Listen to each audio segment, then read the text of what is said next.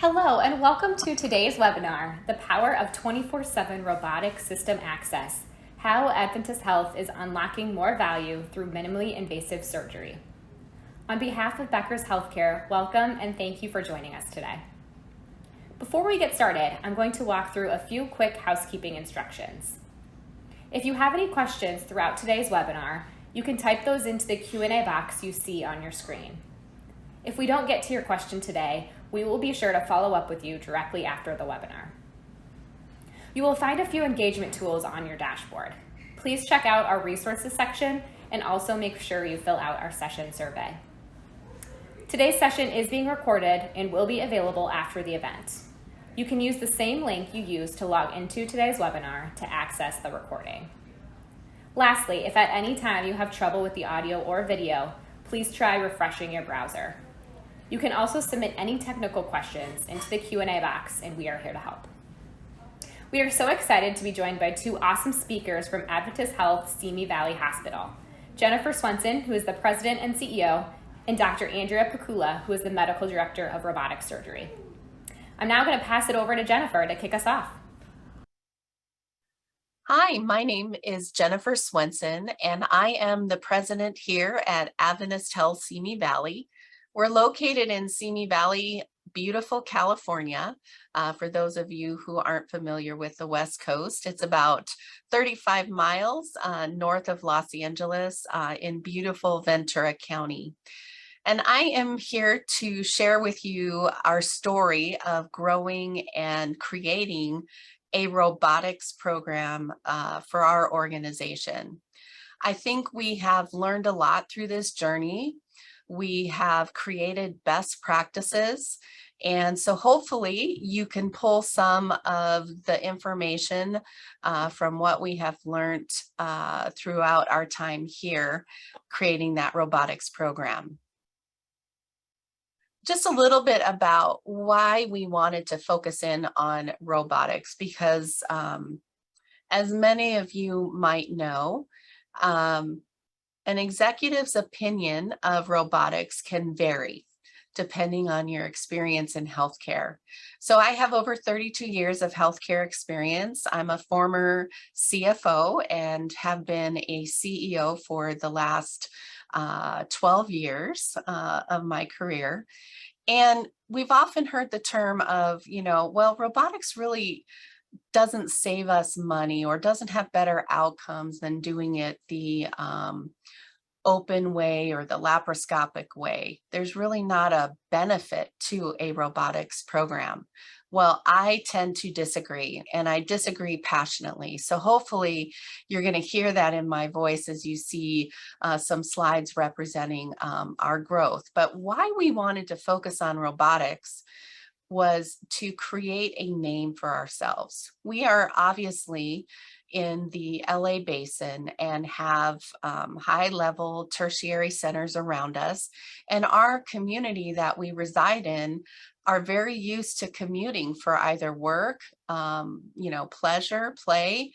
And so to go to an academic center to receive healthcare is not uncommon. My goal was to create a name for ourselves here that tells the community, why should I travel outside of my community to receive high quality healthcare? It's close to home. I'd rather be in my community.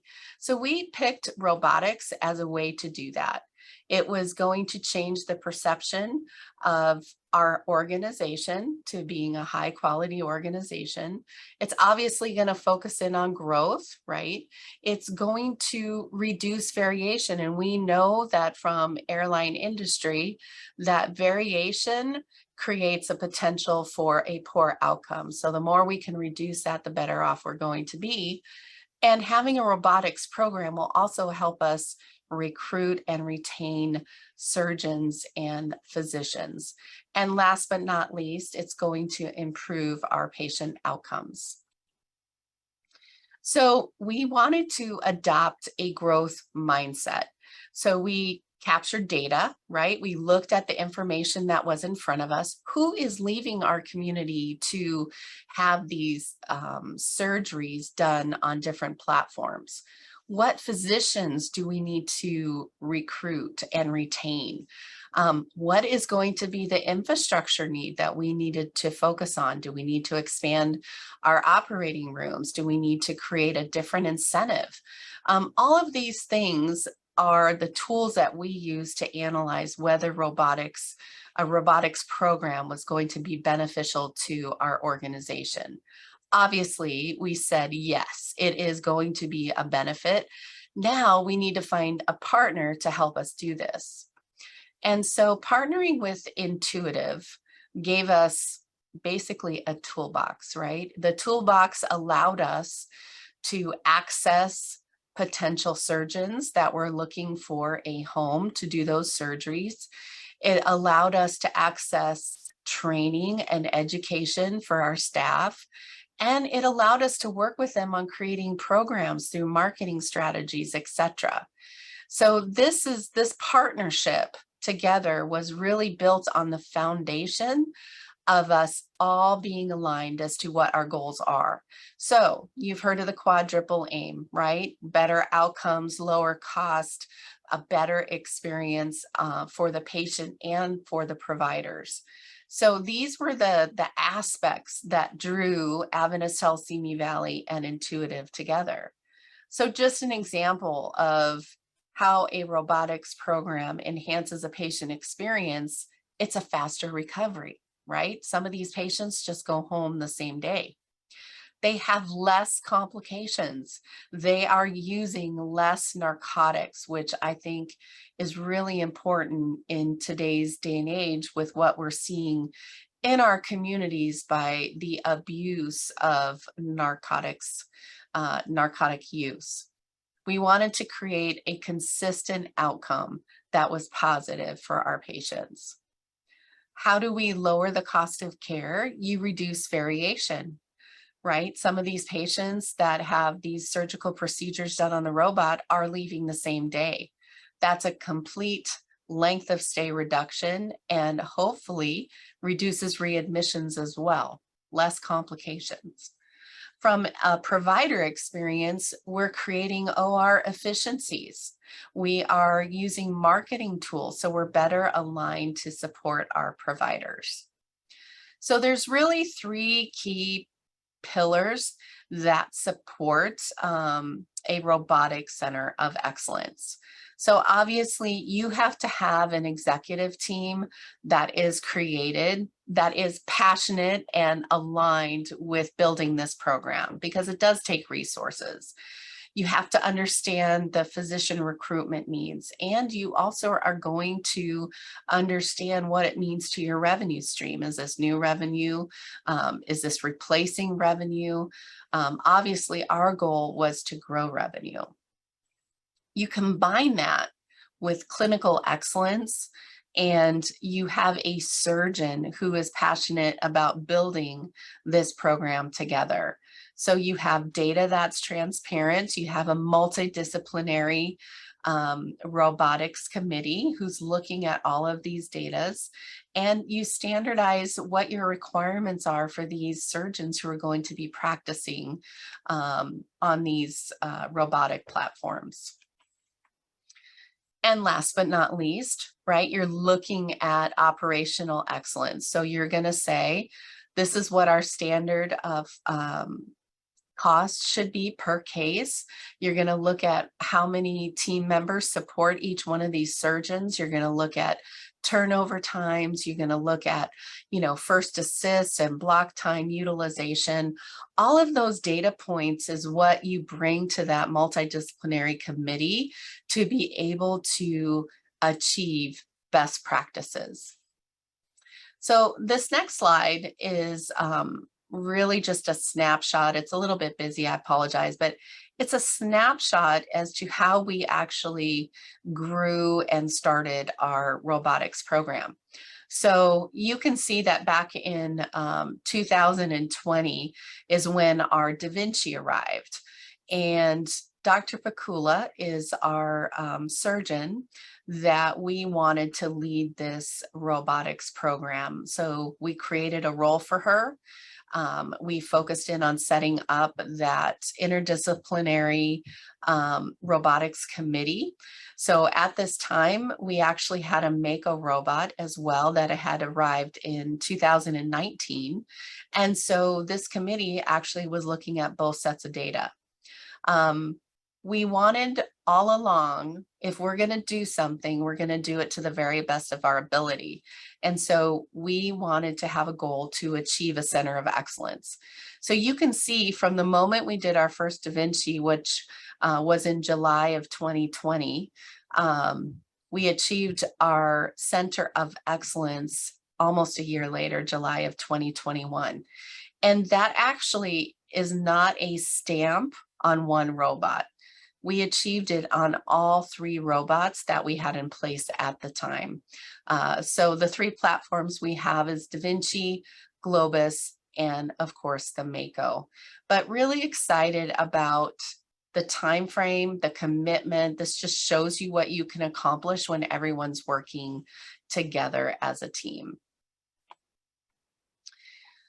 For those who are in the room that are used to looking at volumes, you can see that this was our average surgical volume prior to the launch of robotics. So we were averaging about 140 cases before from 2018 and prior. After 2018, we jumped up a little bit to 173 on average. But look at 2021.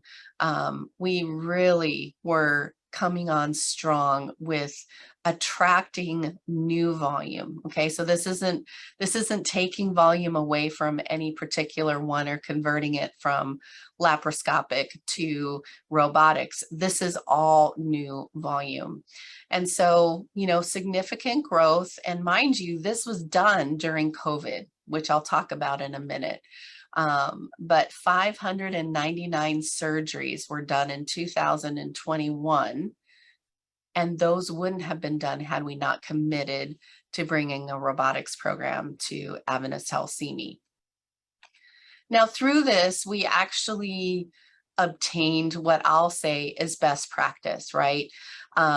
So obviously, we wanted to have a multitude of physicians using these platforms. These are significant investments, right? It's not just, we don't have a capital slush fund that's sitting around. We intentionally use capital for an investment because we knew we were going to see a return on investment. So we wanted to have multiple physicians, multiple modalities. We wanted to look outside of our service area to attract those patients and those providers to come in. We did take advantage of COVID. So as you can remember, back in early 2020, we actually preemptively closed our elective surgeries, right? We wanted to make sure that we had enough supplies to handle those patients with COVID. And so during that time, our ORs were extremely slow. We took that moment to say, you know what, we are going to go 24/7 access to robots and train our entire staff and the medical staff on being able to use these platforms. And so we did that out of the gate. So the moment we started our robotics program, we were 24/7 capable. We also wanted to reduce variability within our surgeons group. So if somebody was doing a case and had all these wonderful outcomes and timeframes, we wanted to learn from that. So partnering with Intuitive, we obviously had access to marketing. We had access to best practice information. They have a whole slew of tools that allows you to look at data and compare it so that you can become better and better on these platforms. We also became an observation site. So I believe that we're one of the busiest sites in the United States. And so if you want to come out and learn on the Da Vinci, Dr. Pakula would be willing to do that.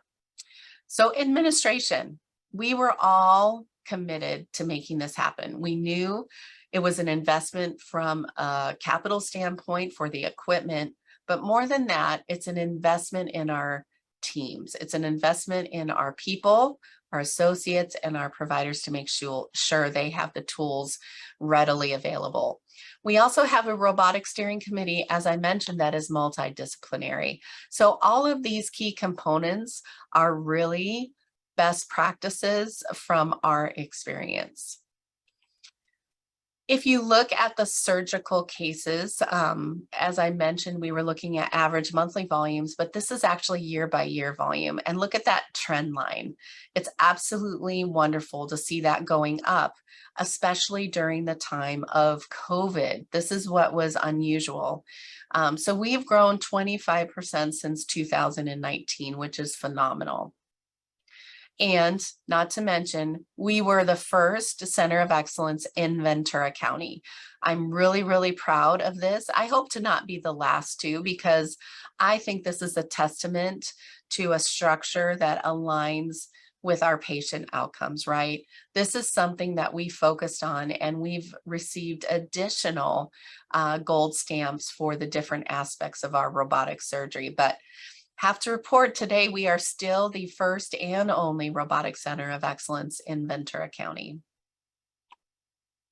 So just to summarize a little bit about what this robotics program has meant for us here at Adventist Health Simi Valley, 25% growth since 2019.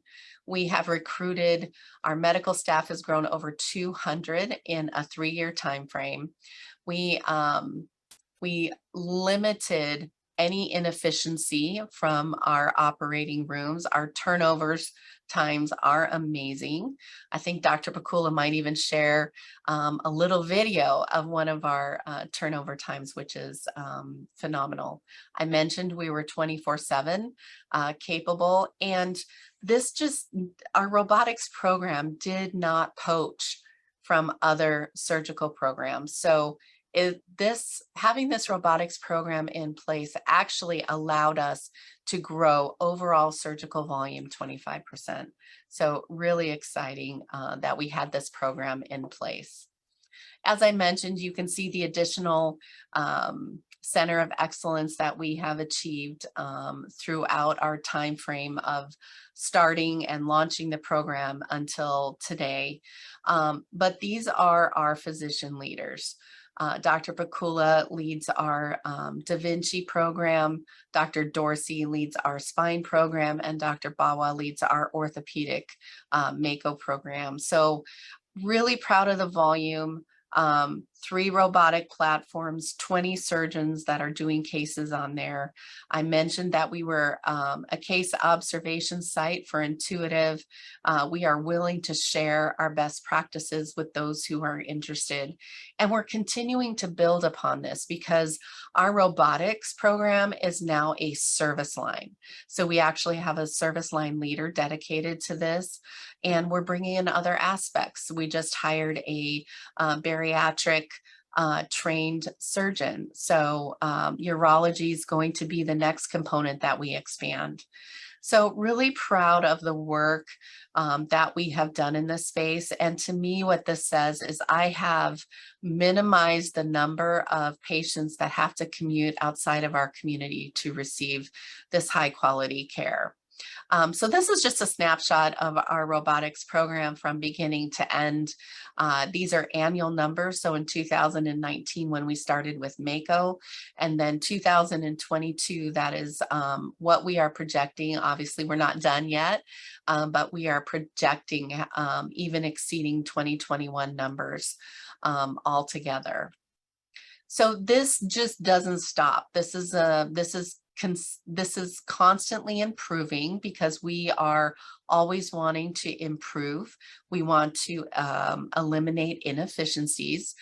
So I mentioned that we have our steering committee that's made up of, it's multidisciplinary, and it's all of the surgeons that come together that use the robotics, and they talk about turnover time. They talk about opioid use. They talk about length of stay, any surgical site infections. So they're really looking at data and analyzing how to improve. We are going, as I mentioned, we're going to be developing urology program. We have an opportunity to grow our GYN program and continue to add modalities to our surgical program. And, you know, the ecosystem, I'll call it that, is, you know, the wonderful program that Intuitive offers. And it's really a toolbox. So if you have a specific issue, if you are wanting to drive a certain performance, just reach out to your local reps, and they have this wonderful toolbox that they're able to do these different types of procedures. So one of the key initiatives is the key to success is the team. And so obviously we had some fun, and we named our Da Vinci Betty White. And so this is a picture of our staff with Dr. Pakula, and she actually provided everybody with socks, which is a great team bonding experience. But this kind of highlights the different aspects of our strategic plan that have led to this success. So obviously it was part of our strategic plan. It was our initiative to grow a robotics program. We wanted to focus on growth. Robotics was the way to do that.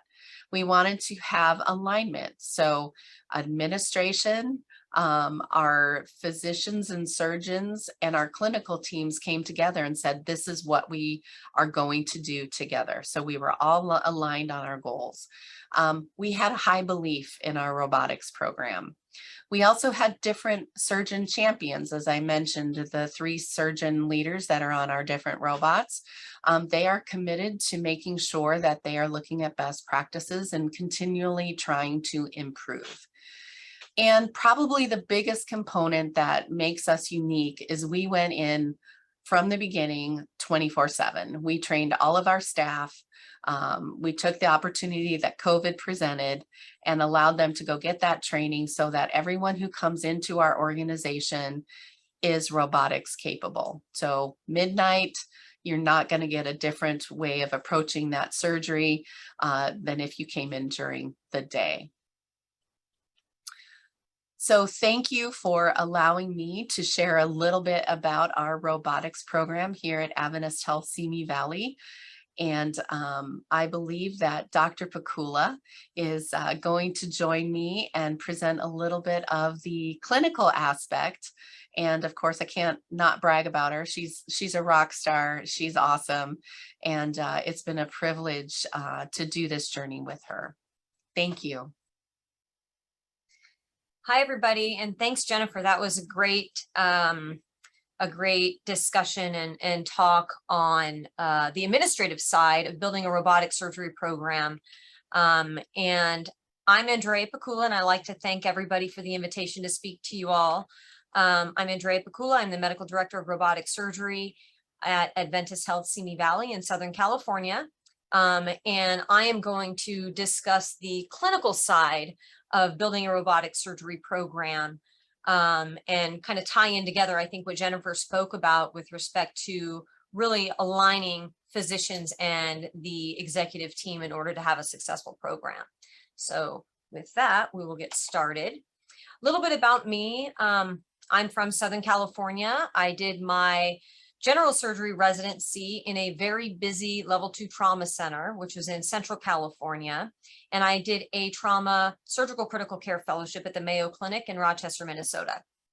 And when I started practice, just a couple years into practice, I had a very, my elective practice, if you will, was really focused around abdominal wall reconstruction and complex hernia repair. And as a trauma surgeon, we had a lot of incisional hernias from open abdomens from patients who either had a traumatic injury or a devastating emergency general surgery process that led them to have a large hernia.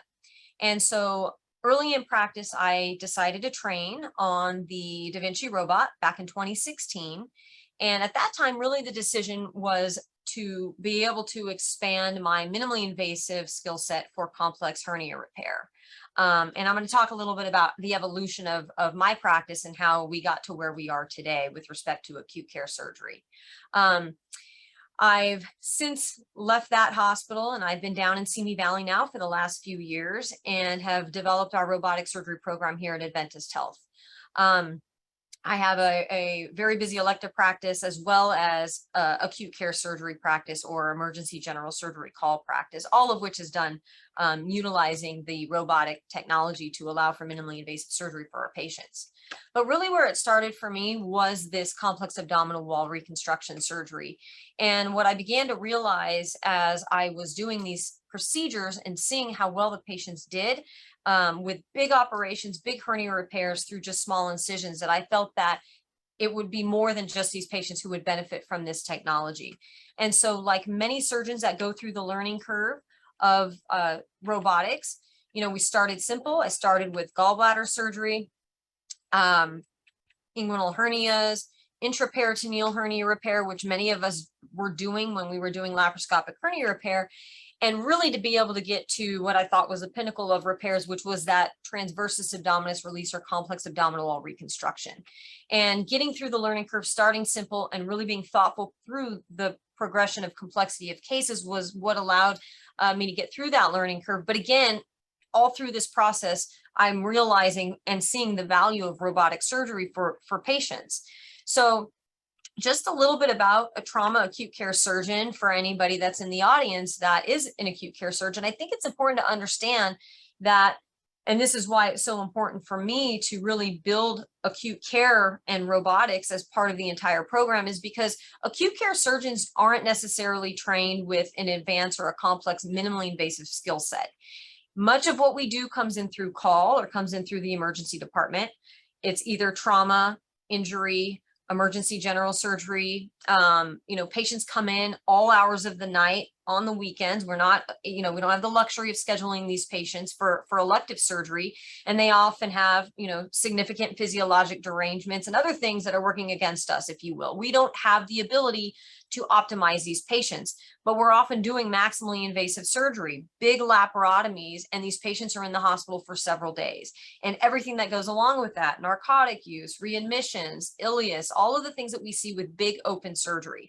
And so as a trauma acute care surgeon, it was important for me to evolve. And, as surgery continues to evolve and technology evolves, with the robotic technology really being the most current evolution of minimally invasive surgery, I thought it was important as an acute care surgeon to evolve as well. And so as I'm seeing these I'm seeing these hernia patients do so well, I felt that it was important to be able to offer this technology and this approach to my other acute care surgery patients.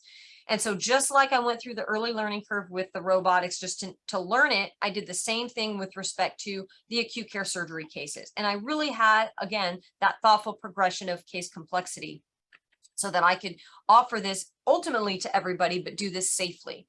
And so we started with emergency gallbladders. I'm going to talk a little bit about cholecystectomy and gallbladder surgery, showing the benefit with these patients in particular from a surgeon standpoint, as well as a hospital standpoint.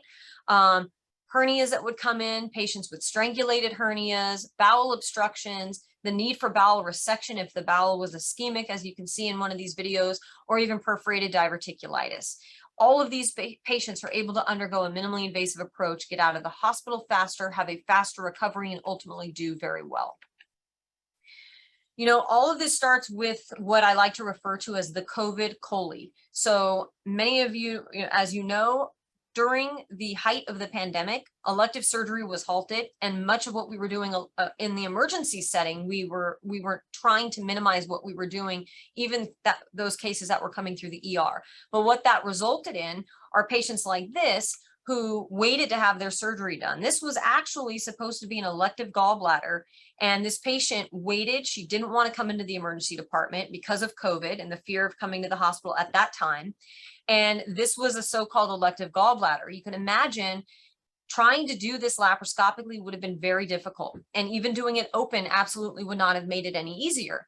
Luckily, having the ability to utilize the robot, we're able to have better visualization, the wristed instrumentation, and just being able to utilize Firefly or immunofluorescence imaging to be able to have an additional level of safety when dealing with the anatomy, was able to do a complete cholecystectomy for this patient. She went home the following day and did very well. did not have to convert her and did not have to do a subtotal. And this is important. You know, we're able to get these patients out of the hospital faster, minimize morbidity post-op from an open incision, and then also create bed space, if you will, for patients that actually do need to come into the hospital. But you can see this is a very, very difficult gallbladder, which again, laparoscopically, I think would have probably had to have been converted potentially to open, if not just a subtotal gallbladder surgery. But, you know, when we talk about gallbladders in particular, I think it's important to understand some of the data. This was a study that was published out of here in the United States, looking specifically at what the risk factors were for converting a cholecystectomy to open. As a surgeon, our main goal is to perform a safe surgery, and if we can, minimize morbidity, obviously, and mortality, but minimize conversion to open and bile duct injuries. And I'm going to talk a little bit about both of those because I think that's why it's so important that we can offer this tool for our gallbladder surgery. This study compared laparoscopic to robotic gallbladders, and what it showed was that patients that were male gender, age over 40, or had acute or gangrenous cholecystitis, which is much of what we see being on call as acute care surgeons that come in through the emergency department. People, if they had all three of those criteria, they had a 9-fold increased risk of converting to open. And that led to significant increased costs for the hospital because of the need to stay in the hospital, increased cost to the patient, and then again, all of the morbidity associated with the big open incision. Interestingly, almost all of the patients in the robotic group, or actually all of the patients in the robotic group, utilized immunofluorescence imaging. So there was that extra ability to visualize the biliary anatomy compared to laparoscopic, where it was only used in a small percentage of those patients.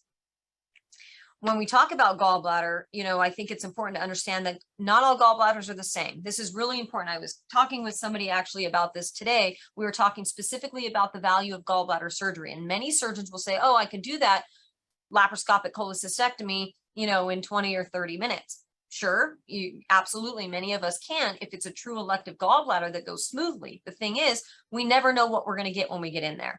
This patient on the left here is a patient that had multiple previous surgeries, including a previous partial liver resection for a tumor, comes in with this gallbladder. Laparoscopically would have been very difficult. We couldn't even really retract. You can see that the anatomy is not completely clear as to where the biliary anatomy is until we utilize Firefly and have the ability to visualize that anatomy, making it just a little more clear and safe, if you will, to proceed with the surgery. But having the wristed instruments, having the 3D visualization, we're able to get this patient through a safe operation and get her home in the same day. The patient on the right was actually a lady that had had a previous gastric bypass. So in patients, and she came in with choledochal lithiasis, or gallstones within the common bile duct. And when a patient has had a previous gastric bypass, the gastroenterologist cannot access the stomach the way that they normally would to do their ERCP because the stomach is excluded from that bypass surgery. But what we were able to do here was do her cholecystectomy on the robot, and then I'm able to gain access to the gastric remnant so that I can place a port and allow the gastroenterologist to actually go through that port and perform his ERCP. This eliminated the need for a common bile duct exploration and eliminated the need for open surgery. This patient was able to have her ERCP, gallbladder surgery, and be discharged the following day. Again, just another example as to why utilizing this technology allows us to do some of these complex patients, again, not knowing what you're necessarily going to get when you get in there, because every patient and every gallbladder is different. Our goal is to not have to convert to open surgery, but the other goal is to minimize bile duct injuries. This can be devastating to a patient if they have a common bile duct injury. And this is really an interesting study that looked just at bile duct injuries. There were 800 bile duct injuries. 72% were elective gallbladder surgeries, and more than 90% were started laparoscopically. What they found was that about just over a third of the patients had to be converted to open. But interestingly, twice the number of bile duct injuries occurred after conversion. So when people say, oh, well, if it's a difficult gallbladder, I'm just going to convert to open, that does not mitigate the risk of having a bile duct injury, as you can see in this paper showing twice the number of bile duct injuries after conversion. So again, if you have the ability to utilize a tool that can allow you to do a safe surgery, minimize the risk of open, have additional visualization with that immunofluorescence imaging to be able to do a safe operation, then in my opinion, that's, the way that I would prefer to do it. Now, for those that prefer to do intraoperative cholangiogram, this can also be done very easily during a robotic cholecystectomy. It only takes an extra minute or two to set up the procedure, and you can bring the C-arm in with the robot in place and perform your cholecystectomy and your intraoperative cholangiogram at the same time. And if necessary, go on to perform a common bile duct exploration. But luckily, for the majority of the time, if we need, we can get gastroenterology to do the ERCP following. But you can see this is done very simply. I'm actually never getting up from the console, being able to manipulate the catheter so as to perform the IOC with the assistance of my bedside assist. So when I presented to our administration here at Adventist Health why I thought it was so important to be able to offer 24/7 access to all patients, I think the conversation that the executive team and the surgeons had was really centered around data. And I think data is extremely important, but I often say that some of the most important data, as we've seen some of these studies, which we were able to look up, that's fine. But I think some of the most important data is that of our own. And so I collected all of my data, and I could share this with the administrative team and share the outcomes, looking specifically at laparoscopic gallbladder versus, or compared to robotic and compared to open. And my data here, I haven't actually done any laparoscopic cholecystectomies in a while, but this compared to published data, laparoscopic and open. And you can see in the robotic group, which is the dark blue, which is not shown here because those numbers were 0 for conversions, reoperations, and readmissions. So comparing gallbladder in particular, and we've done this for a number of different types of procedures, we're able to see that the outcomes are improved with the robotic, in the robotic group or robotic patients, and that ultimately translates to significant cost savings for the hospital. And there's a number of different ways that we can look at our data. We have ways of sharing it with that Intuitive offers, with the Intuitive app. They have a analytics team that can help to also look at the data if any surgeons need help or the executive team needs help in collecting data from the hospital. But this is really impactful when you're trying to have a conversation about why we need to be able to expand access. The other piece to that is saying, okay, well, here's the value and the outcomes with the gallbladder patients. Let me now show you why it's going to benefit the more complex operations, such as a patient that comes in with perforated diverticulitis. This was a very sick gentleman who came in. He was slightly unstable, hypotensive, tachycardic as a result of his sepsis from this perforated colon and diverticulitis. And you can see, normally most people would just open this, right? We would do an open operation for this. I really wanted to minimize the wound morbidity for this patient, as well as the potential extended hospitalization, narcotic use, etc., from a big open incision. And so I was able to do this case robotically. We're able to wash him out, resect the colon, give him a colostomy in this particular case, which was necessary, and he did very well. His colostomy was functioning on the first post-operative day, and we were able to get him out of the hospital much faster, and he's subsequently undergone a colostomy reversal, also done on the robot, which he's done very well from. But this is just another example as to how we can get to those more complex cases if we're able to show the value and outcomes from the other types of procedures that we can do.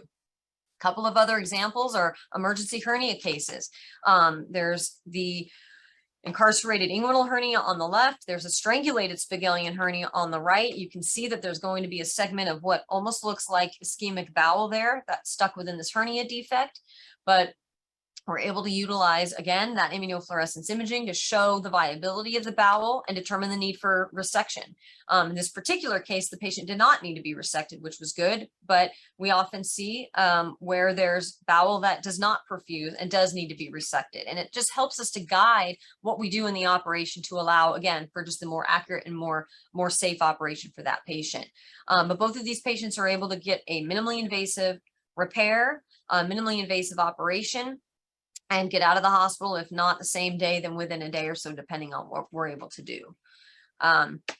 Just another example of a colon perforation. This was a different patient, and this is an elderly patient. So again, we have these patients that come in that, my goal as a an emergency surgeon is to do, of course, what's best for the patient in order to be able to get them through the disease process. But in an older patient that will quickly become debilitated, potentially have issues related to pneumonias or other things because they're not able to mobilize as quickly from an open operation. These are the patients that I think really truly benefit the most from the minimally invasive surgery.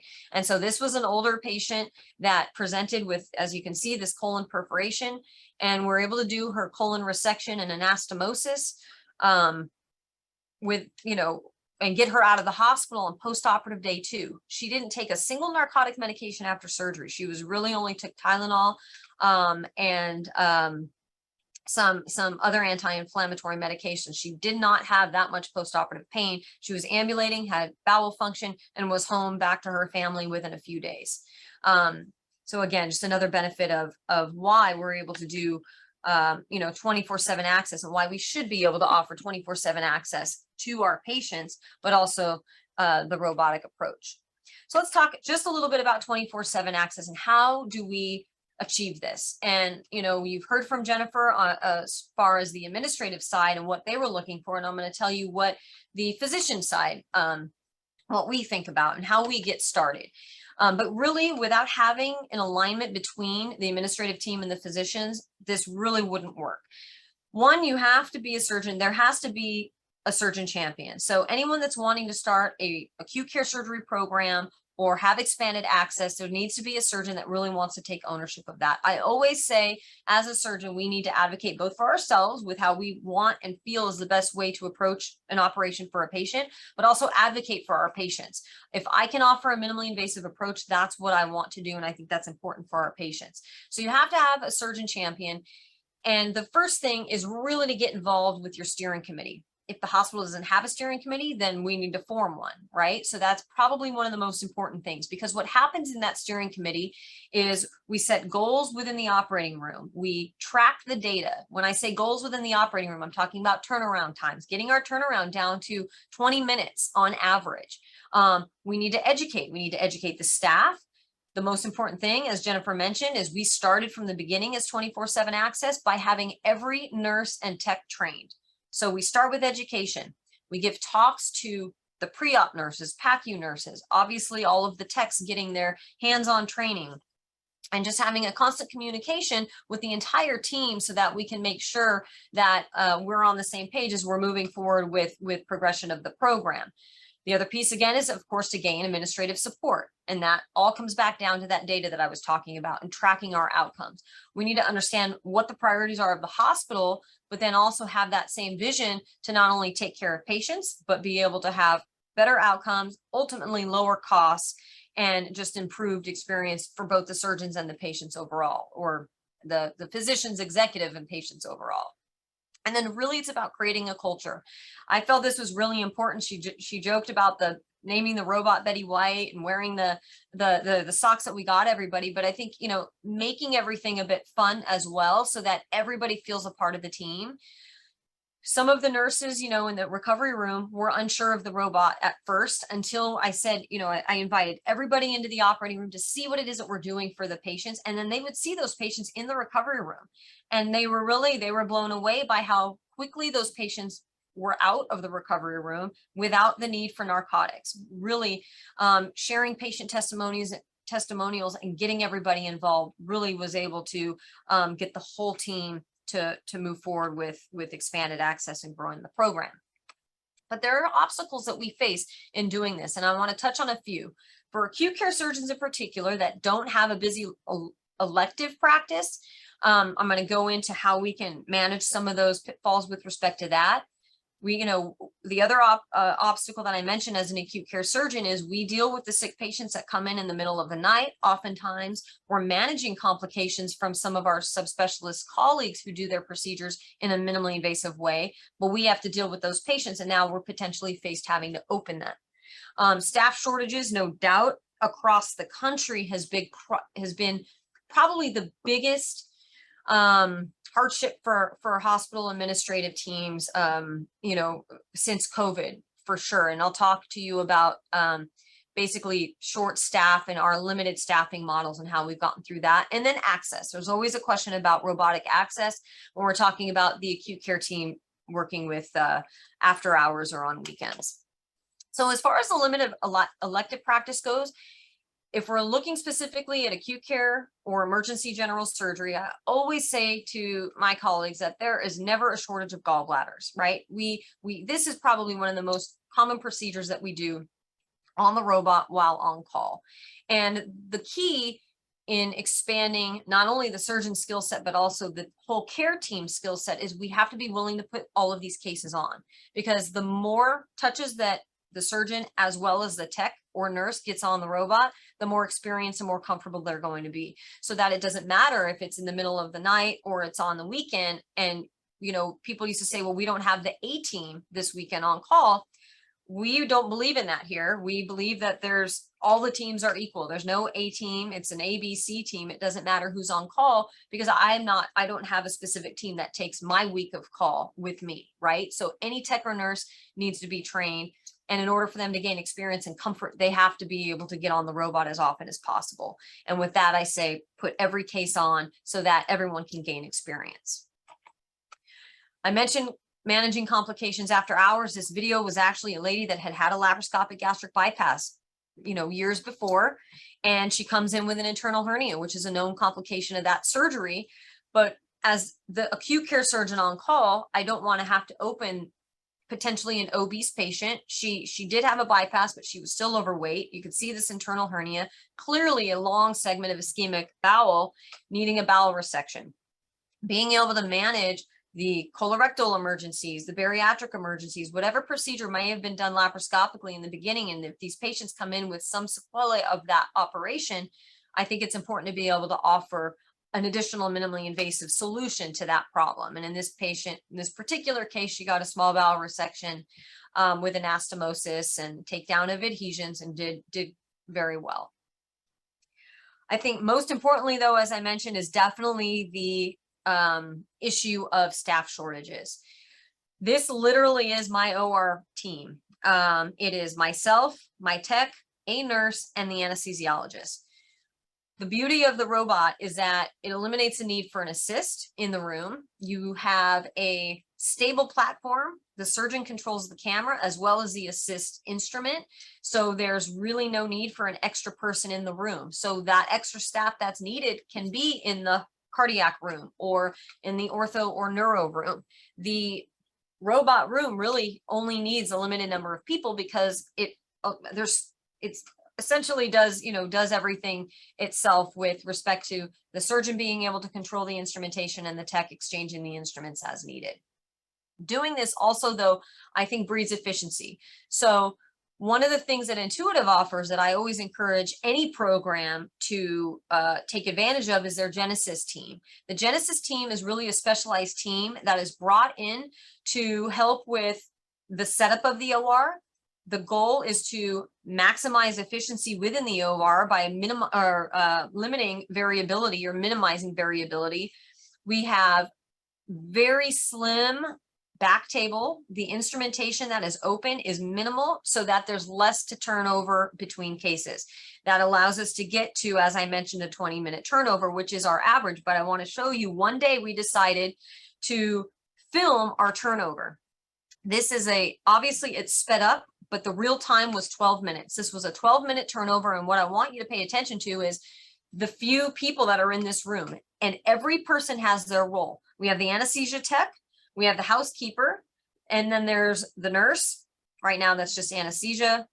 The housekeeper clean the floor, there's the nurse, and then the tech is going to come in and start opening up the back table. But every person has a specific role. They're not wasting moves. They're not wasting time. This allows for a complete, obviously, acceptable turnover with respect to cleaning the room, waiting the appropriate amount of time that we have to while the floor dries, etc. But being able to have a very efficient turnover so that we can do multiple cases, before 3 o'clock, for instance, and just be quick with turnover and allow for more cases, ultimately more revenue for the hospital, shorter operative times, shorter length of stays for the patients, and just an overall better experience, I think, for all. with respect to access, robotic access can be an issue, especially for the acute care surgeon as well. I think for those that don't have an elective practice, it's important to work with the general surgery colleagues that do have an elective practice to either go into the room to observe while you're going through your learning curve. Ask if you can scrub in just to assist. Sometimes they'll even give a basic case that might come through as the acute care surgeon is going through their learning curve. If you have a case that needs to go on, if it's an emergency case, sometimes we have to ask our colleagues if we can bump them for that case because it's an emergency and we want to, again, be able to offer a robotic approach to that patient instead of potentially having to do an open operation. The other thing too is we have to sometimes be willing to put cases on at the end of the day. So if another surgeon, a urologist or a gynecologist or general surgeon has blocked that day and there isn't an available robot, then we have to be willing to follow them if the patient can wait for that, for those cases to be done. But as I mentioned, it all comes back down to that steering committee and having a voice and advocating for ourselves as the acute care surgeons to be able to either add another robot or expand the access so that we have time to get that robot on. I think this is where those conversations really have to start. And for the surgeons and the administrative team that's in the audience, having those discussions early and openly is what allows us to align between, physicians and executive teams so that we can achieve these goals. So to conclude, from the surgeon perspective, it's absolutely imperative that we commit to a pathway of obviously safety and thoughtful progression of case complexity as we get through the variety of cases that we want to do, whether that's elective surgery or emergency surgery. And then, of course, we want to gain departmental support, not just from an executive side, but from the entire care team, because all of us work together in order to be able to achieve this for our patients and give good care. It's important to track your data. There are a number of different ways to do that, but I think data is extremely important, especially when trying to prove the value and show outcomes. And then every patient really believes, in my opinion, deserves the best minimally invasive approach possible. And it doesn't matter, as Jennifer stated, whether that's in the middle of the night or during your elective practice or middle of the day hours. This is just a happy patient. I just love this picture because, it's really nice to be able to see a patient that comes in so thankful for what we're able to do minimally invasively with this technology, again, as an emergency patient that comes in. And this, again, is really why we do what we do. Fantastic. Jennifer, Dr. Pakula, we really enjoyed having you speak on today's webinar. And attendees, thank you for joining us. As a reminder, please fill out our session survey and be sure to check out our additional resources located on your console. And finally, a big thank you to Intuitive for sponsoring today's webinar. Thanks again for joining us, and we hope you have a great rest of your afternoon.